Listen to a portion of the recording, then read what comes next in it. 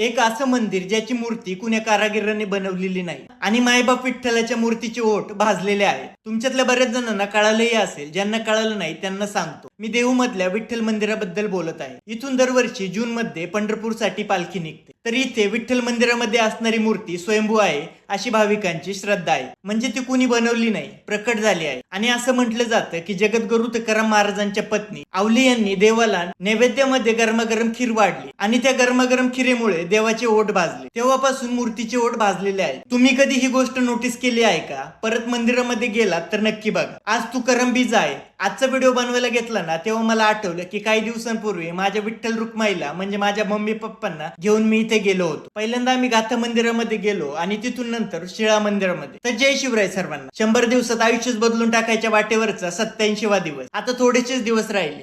आता त्यानंतर काय, असा प्रश्न गेली आठवडाभर डोक्यात फिरतोय.